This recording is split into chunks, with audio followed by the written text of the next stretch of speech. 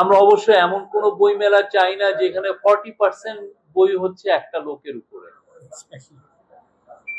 এমন একটা বই মেলা সময় গিয়েছে, সামনে আপনি বই দেখবেন সবই হচ্ছেন শেখ পরিবারের বই। উনি টুঙ্গিপাড়ায়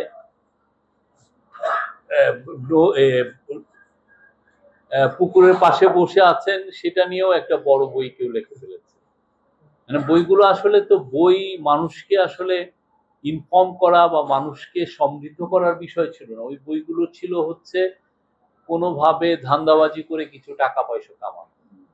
কোনোভাবে যদি একটা গভর্নমেন্টের একটা প্রজেক্ট, আমি এক সাংবাদিককে জানি, উনি বলে 11 কোটি টাকার বই বিক্রি করেছেন এই সমস্ত বই। Made quite a lot of মানি।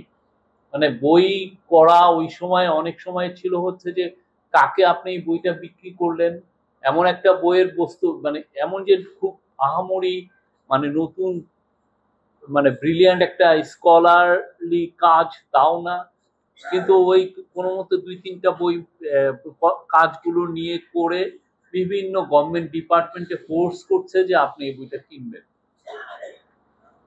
তাতে তার লাভটা হয়। কিছু কিছু প্রকাশকই দাঁড়িয়েছিল, প্রকাশনা সংস্থায় দাঁড়িয়েছিল এই সমস্ত বই বিক্রি করার জন্য।